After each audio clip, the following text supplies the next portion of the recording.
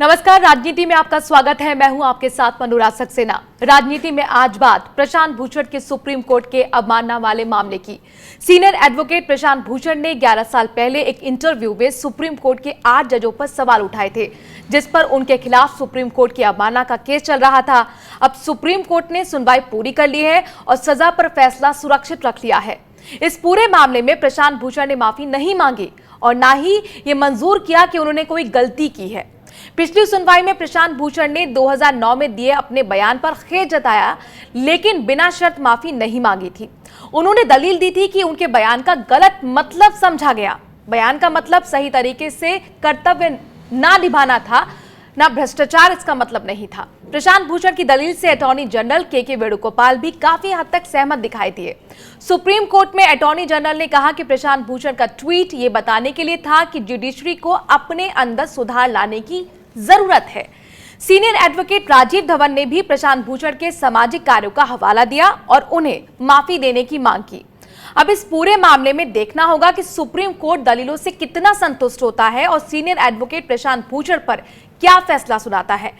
इन्हीं सवालों पर अगले आधे घंटे हम चर्चा करेंगे। चर्चा में हमारे साथ जुड़ रहे हैं पूर्व मुख्य सूचना आयुक्त वजाहत हबीबुल्ला, सुप्रीम कोर्ट के senior advocate Sanjay Chadha, Delhi high court के सीनियर एडवोकेट जेपी शर्मा और वरिष्ठ पत्रकार मनीष छिब्बर। आप सभी खास मेहमानों का बहुत बहुत स्वागत है। मनीष छिब्बर जी, आपसे ही मेरी शुरुआत होती है बहस की। मैटर काफी फैसिनेटिंग अब हमें दिख रहा है, काफी इंटरेस्टिंग दलील दी गई। पूरी हियरिंग में हमने देखा के वेणुगोपाल ने भी अपनी दलीलें रखी हैं, राजीव धवन ने भी अपनी बात रखी है और अरुण मिश्रा जो कि जस्टिस हैं उन्होंने भी टिप्पणी काफी महत्वपूर्ण की है। ये जो पूरा मामला है इसको किस तरह से समराइज कर रहे हैं आप? क्या ये सिर्फ 2 ट्वीट तक सीमित है या फिर इंस्टीट्यूशन की प्रतिष्ठा का ये मामला ज्यादा आपको दिखता है? देखिए, ये अगर सिर्फ 2 ट्वीट्स तक सीमित रहता तो ठीक था, मुझे उसमें कोई परेशानी नहीं है। लेकिन सुप्रीम कोर्ट ने इतना बड़ा इसी एक छोटे से इशू को बना दिया कि अब ये सुप्रीम कोर्ट की जो प्रेस्टीज है उसका इशू बन गया है। अब आप देखिए, राह चलता आदमी भी इस पे टिप्पणी कर रहा है कि सुप्रीम कोर्ट को ऐसा करना चाहिए था, नहीं करना चाहिए था। प्रशांत भूषण जो एक अभी तक ठीक है, अच्छा काम करते हैं, वकील हैं, हमारे दोस्त हैं, लेकिन he is not God's gift to the judicial system, he is just one of the lawyers. लेकिन अब सुप्रीम कोर्ट ने अपने को इतना एक कॉर्नर में पेंट कर लिया है कि प्रशांत भूषण को लोग गांधी और मंडेला से कंपेयर कर रहे हैं। तो ये मुझे लगता है सुप्रीम कोर्ट को शुरुआत में ही इस इशू को रिजॉल्व करना चाहिए था। और जो उनको थोड़ा 4 बातें जनरली कंटेम्प्ट केसेस में होता भी यही है, सुप्रीम कोर्ट जो जिन पे ये एलिगेशन होता है उनको 4 बातें सुनाती है, वो अपनी बात रखते हैं और बात खत्म करते हैं। लेकिन इस केस में क्योंकि सुप्रीम कोर्ट एक तरह से कहा जाए तो एक मैसेज देना चाहती थी कि आप हमारे पे सवालिया निशान, हमारे जो हम कह रहे हैं वही फाइनल है। वैसा होता नहीं है। सुप्रीम कोर्ट ने अपने आप खुद बार कहा है कि लोग हमारे पे उंगली उठा सकते हैं, लोग हमारे पे सवाल उठा सकते हैं, बशर्ते कि हमारी जजमेंट में कोई ये ना कहे कि पैसा देके जजमेंट ली है। प्रशांत ने वही किया। प्रशांत ने उनकी चीफ जस्टिस ऑफ इंडिया या कुछ फॉर्मर चीफ जस्टिस है उन पे सवालिया निशान उठाए, उन पे कुछ टिप्पणियां की। उनको वो टिप्पणियां करनी चाहिए थी, नहीं करनी चाहिए थी, वो दूसरी बात है।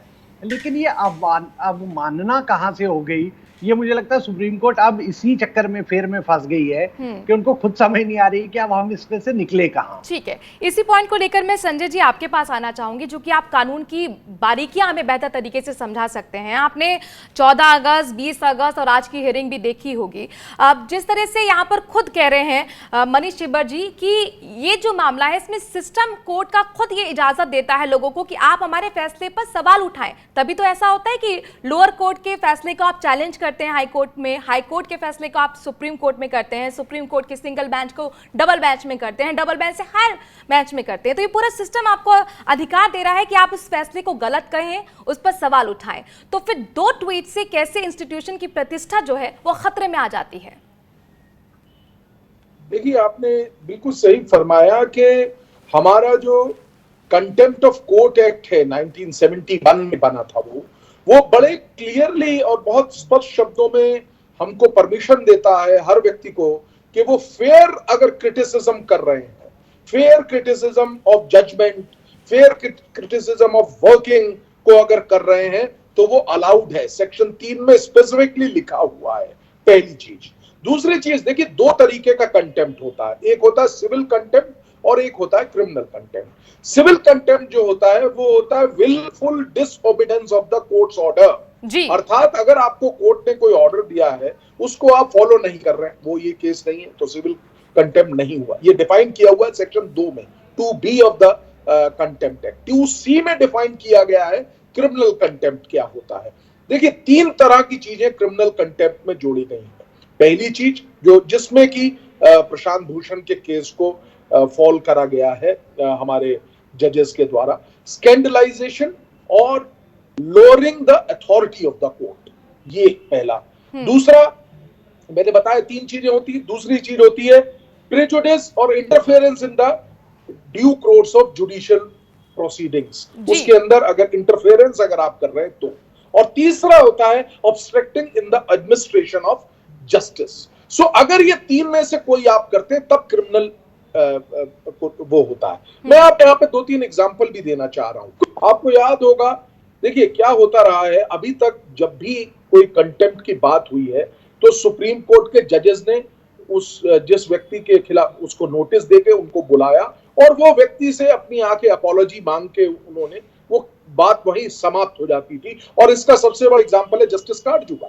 जस्टिस काटजू जो कि सुप्रीम कोर्ट के जज थे, उन्होंने कुछ कहा और उनको सुप्रीम कोर्ट ने बुला लिया कि आइए, और उन्होंने अपॉलॉजी किया और बात खत्म हो गई। यहां पे बात अब जो भिन्न हो गई है, जिसने एक नया टर्न ले लिया, वो ये है कि जो कि कभी हमारे इतिहास में नहीं हुआ, जो कि प्रशांत ने क्या किया कि प्रशांत भूषण ने ये कह दिया कि मैं तो अपॉलॉजी मांगता नहीं, और अगर मैं अपॉलॉजी मांगूंगा तो वो मैं अपनी अंतरात्मा की जो मेरी आवाज है उससे ही अलग हो जाऊंगा। और आज के जब सुनवाई हुई तो कोर्ट ने बहुत क्लियरली ये भी कहा कि हम आपके जो काउंटर 2 पेज का एक एफिडेविट कल दिया था प्रशांत भूषण ने, उससे हमारी जो कोर्ट है वो और आहत हुई है। अर्थात आपने अपनी बात को बहुत पुष्टता से रख दिया और जो हमने जजमेंट 14 अगस्त को दिया था उसको आप नकार कर रहे हैं, इसका मतलब, और आप अपनी बात पर टिके हुए हैं। तो ये एक बहुत संजय चड्ढा जी, आप ये कह रहे हैं कि जो लंबा मामला खिंचा है उसके लिए कहीं ना कहीं प्रशांत भूषण जिम्मेदार है। अगर वो माफी मांग ले तो मामला रफा दफा हो जाता। लेकिन यहाँ पर आपने एक फेयर क्रिटिसिज्म की भी बात कही, तो वो फेयर क्रिटिसिज्म है क्या, उसकी परिभाषा है क्या, वो तय कैसे होगा, ये भी बहुत महत्वपूर्ण है समझना। जेपी शर्मा जी भी हमारे साथ सीनियर काउंसिल जुड़ गए हैं, दिल्ली हाई कोर्ट के हैं। जेपी शर्मा जी, आपने भी आज पूरे दिन की हियरिंग देखी होगी, काफी इंटरेस्टिंग उसमें दलीलें भी रखी गई। आपको इस पूरे मामले में क्या बड़ी तस्वीर अब नजर आ रही है?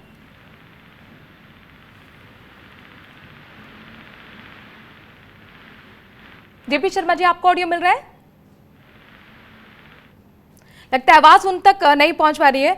वजाहत जी, मेरा आपसे सवाल है कि मान लीजिए प्रशांत भूषण को इस मामले में सजा भी हो जाती है, तो क्या इंस्टीट्यूशन की प्रतिष्ठा जो है वो बच जाएगी? क्या आगे चलकर लोग सुप्रीम कोर्ट पर सवाल उठाना बंद कर देंगे? आपने बहुत ही एक उचित प्रश्न पूछा है मुझसे, और इसके कानूनी जो बातें हैं उसके बारे में तो बहुत अच्छे महत्वपूर्ण वकीला थे और आपसे बात हुई है।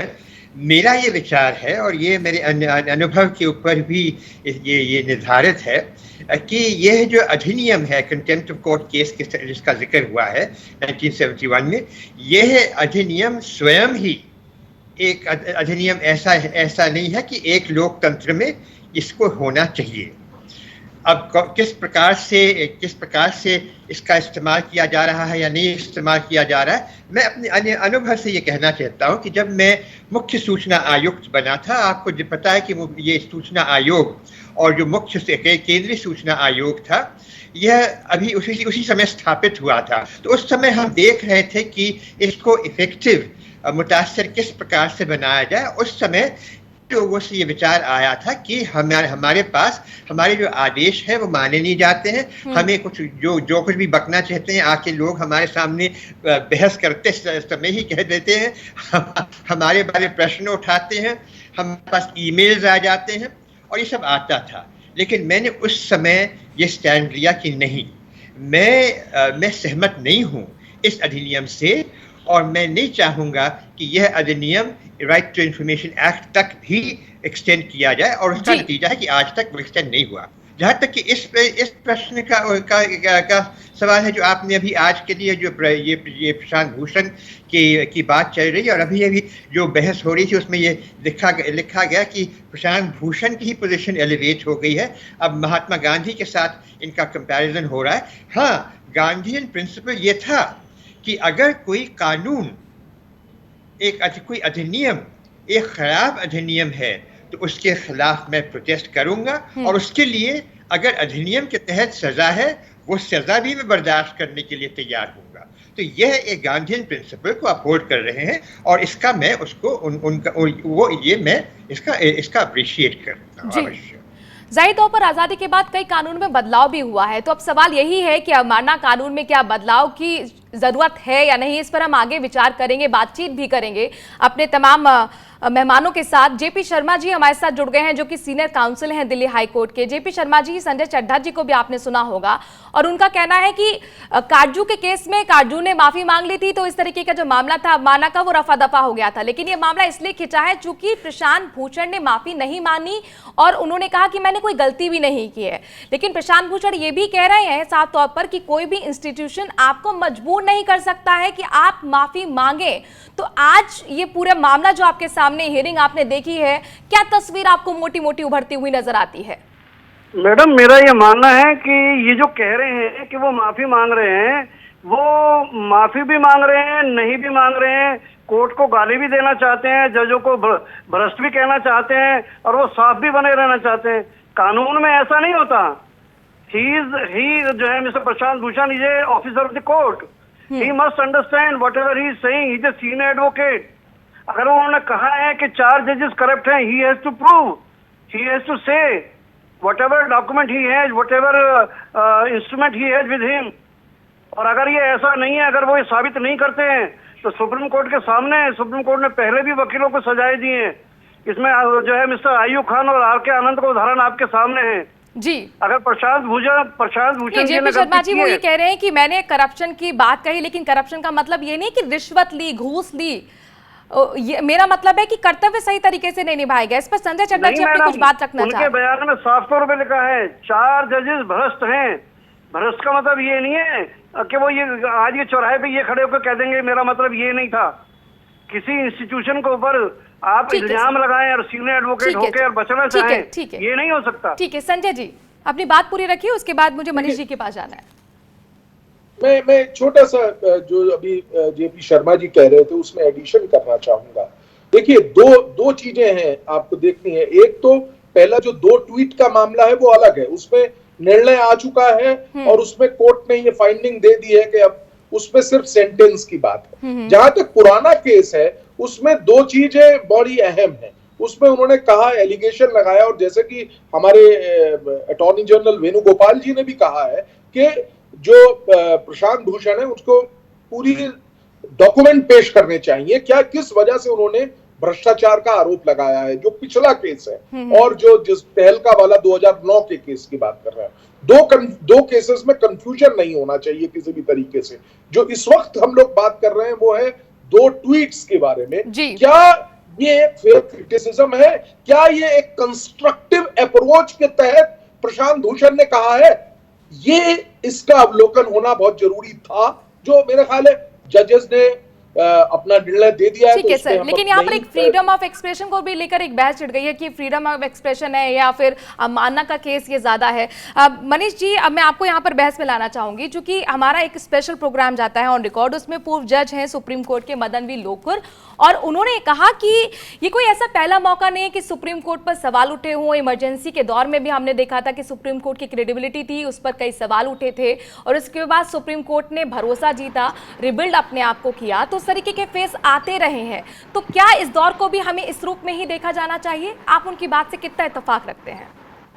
देखिए, जैसे लोकुर ने जो कहा है मैंने देखा, मेरा इसके बारे में बड़ा सिंपल है। देखिए, आप जजेस चाहते हैं कि हम उनकी रिस्पेक्ट करें और इंस्टीट्यूशन की रिस्पेक्ट करें।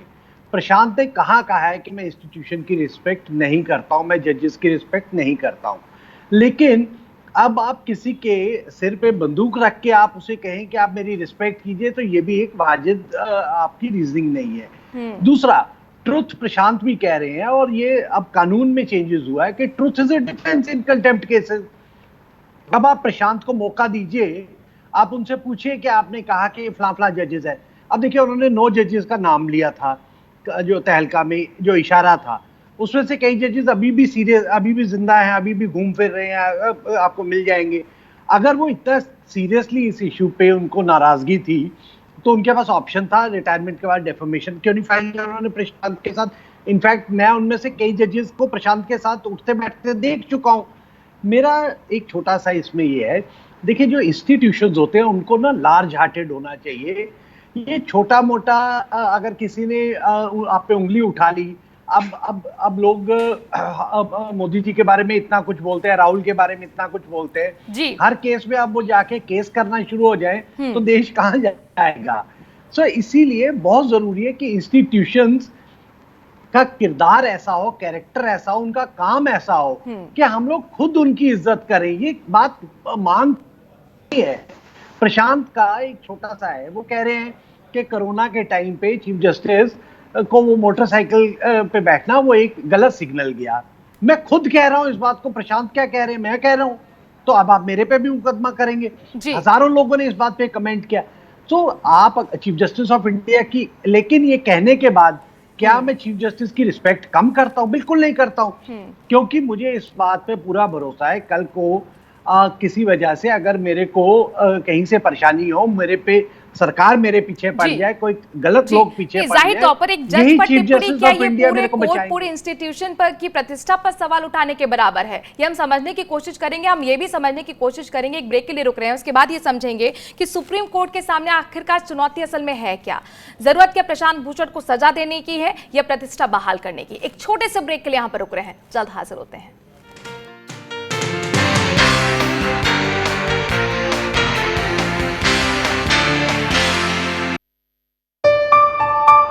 चलो इतिहास के कुछ पन्ने पलटते हैं, चलो उस दौर में कुछ दूर चलते हैं। हो बात ग्वालियर की या हो कहानी मुमताज की, बेगम नवाब की झलकियां या हो बात काले ताज की, हर तरफ पसरा यहाँ इतिहास है। यूं ही नहीं कहते सभी, मध्य प्रदेश तो कुछ खास है। वक्त के निशान।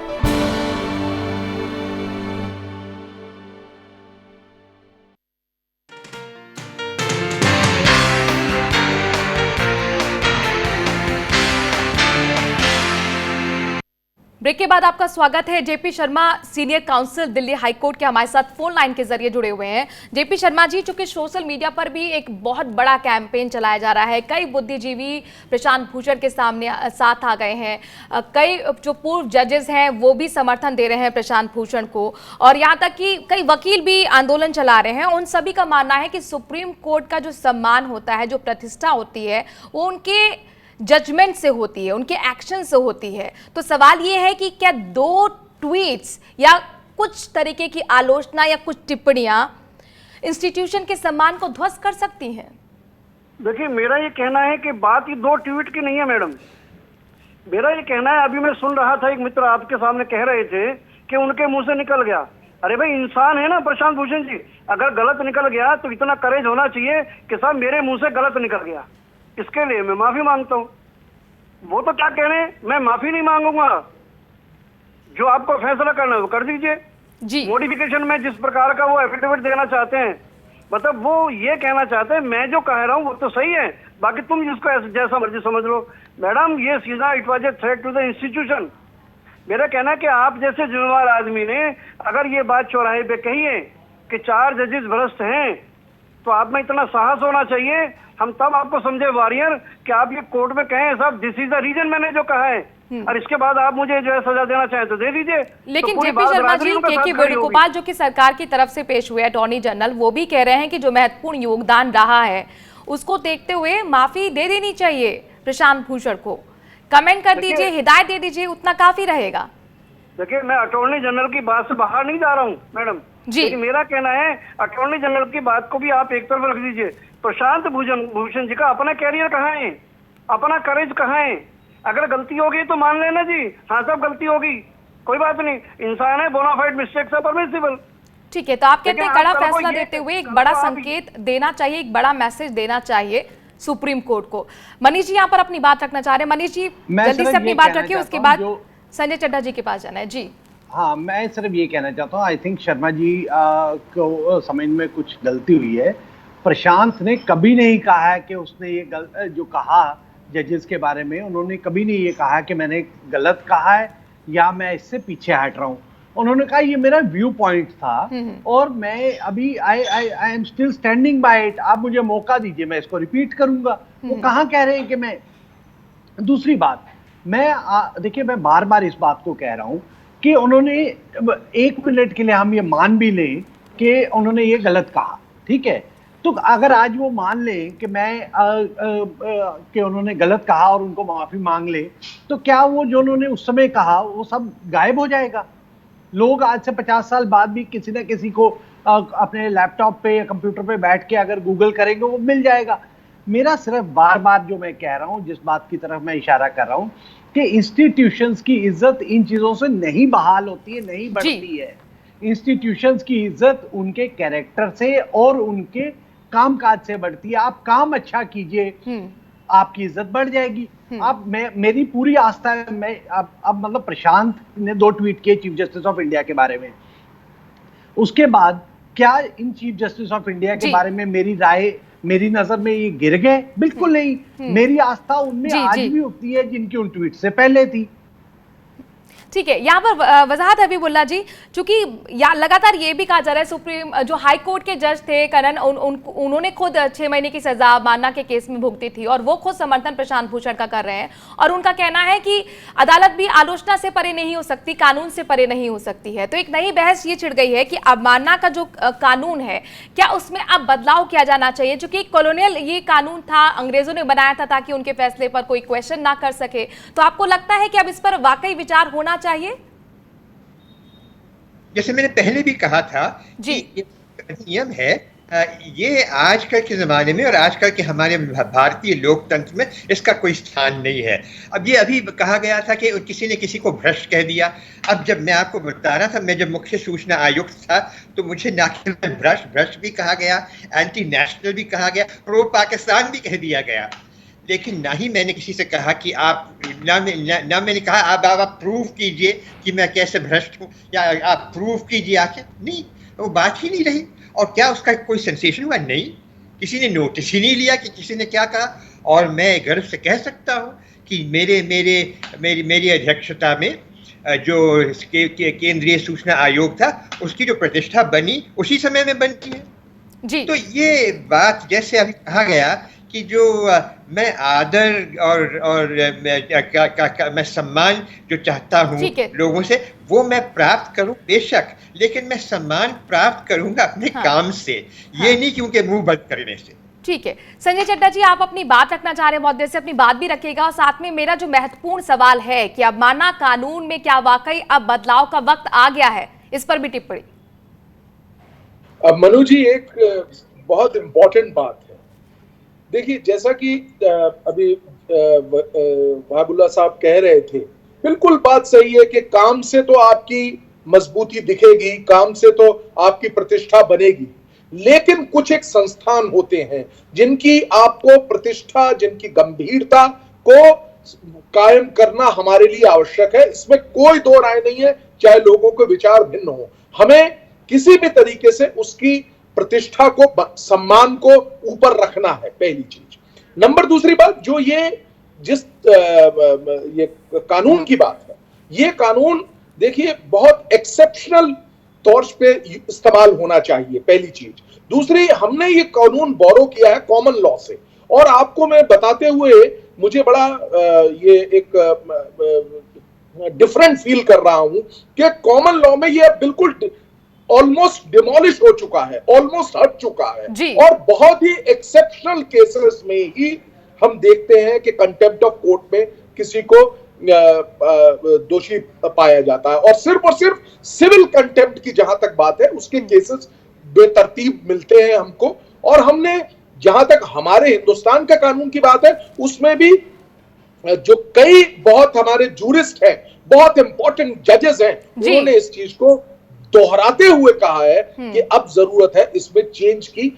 कंस्ट्रक्टिव क्रिटिसिज्म, फेयर कमेंट बिल्कुल लाजमी है, उसको कोई नहीं रोक सकता। जेपी तो शर्मा जी, उस परिप्रेक्ष्य में देखना चाहिए। ठीक है जेपी शर्मा जी, चूंकि लोकतंत्र में आलोचना का अधिकार हर आम नागरिक को भी होता है और कोई भी संवैधानिक संस्था जो है आलोचना से उसकी साख मजबूत ही होती है, तो आपकी इस पर टिप्पणी क्या है? अब सुप्रीम कोर्ट के सामने चुनौती क्या है? क्या प्रतिष्ठा बहाल करने की ज्यादा है या फिर प्रशांत भूषण को सजा देना जरूरी ज्यादा है? नहीं मैडम, मैं आज फिर आपको दोहरा रहा हूँ, सुप्रीम कोर्ट कभी किसी को सजा देने में, आप समझे, सुप्रीम कोर्ट से सजा का मतलब है कि उसका अंतिम अवसर निकलना। सुप्रीम कोर्ट ने अगर ये कहा है कि हम आपको दोषी पाते हैं, तो बहुत ही विकट परिस्थिति रही होंगी और बहुत मौके दिए गए होंगे।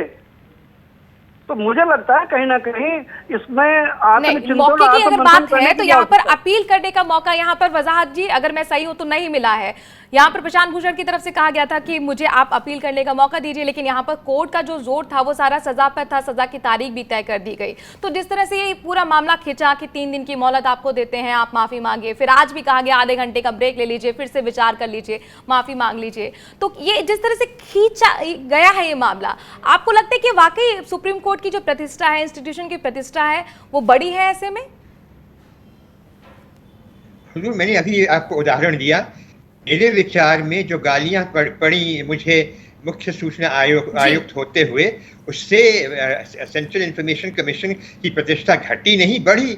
और एक बहुत महत्वपूर्ण बात है जो आप सुनिए, मैंने बहुत कुछ सीखा उससे। बहुत सारे ऐसे लोग थे जो मेरी आलोचना आरंभ में करते रहे और मेरे अच्छे अजीज दोस्त बन के, जब तक कि मैं 5 साल के बाद वो उधर से मेरा समय समाप्त हुआ, तो वो मेरे अच्छे दोस्त और अभी तक मेरे दोस्त। ठीक है sir closing comment Manish Chhibber ji आपसे, वक्त मेरे पास बेहद कम है, संक्षेप में दीजिएगा। प्रशांत भूषण चूंकि कोई पाकिस्तान से आए हुए नागरिक नहीं है, वो इसी कोर्ट का हिस्सा रहे, इस इंस्टीट्यूशन का हिस्सा रहे हैं, 30 साल एडवोकेसी की है, 2G स्पेक्ट्रम हो, कोयला घोटाला हो, CVC की नियुक्तियां हो, सामाजिक मुद्दों को वो लेकर आए हैं। तो ऐसे में आपको क्या लगता है, अब आगे आपको क्या संकेत यहां से मिल रहे हैं कि वाकई प्रशांत भूषण को सजा देना जरूरी है, या जिस तरह से बड़े दिल की बात कही जाती है, स्टेटमेंटशिप दिखाने की बात कही जाती है, आलोचना को स्वीकार करने की बात कही जाती है, वो यहाँ पर कोर्ट को करना होगा? देखिए, आज की पेशी के बाद तो एक चीज समझ आ रही है कि आप दोनों साइड्स ने थोड़ा थोड़ा अपने को मेलो डाउन किया है। कोर्ट की तरफ से आज कुछ पॉजिटिव वाइब्स जिनको कहते हैं, कुछ एक संकेत मिला है कि कोर्ट भी चाहता है अब इस मामले को बहुत ज्यादा हो गया, बहुत आगे ले गए, अब इसको खत्म किया जाए। अब इन्होंने इसलिए प्रशांत और उनके वकील को कुछ टाइम दिया है और मुझे लगता है, देखिए, कोर्ट अगर चाहे ये तो कोई ना कोई बीच का रास्ता ये निकाल सकते हैं। लेकिन अगर प्रशांत अभी भी अड़ते हैं तो मुझे लगता है कोर्ट अपनी इज्जत की खातिर उनको चाहिए कि प्रशांत को बोले हम ठीक है, तुमने गलती की, हम तुम्हें माफ करते हैं। ठीक है, अब देखना होगा महत्वपूर्ण सुप्रीम कोर्ट क्या इस पे फैसला लेता है। आज फैसला सुरक्षित रख लिया गया है। शुक्रिया सभी मेहमानों का हमसे जुड़ने के लिए और अपनी राय रखने के लिए। राजनीति में आज के लिए इतना ही। वक्त छोटे से ब्रेक का है, खबरों का सिलसिला जारी है स्वराज एक्सप्रेस पर।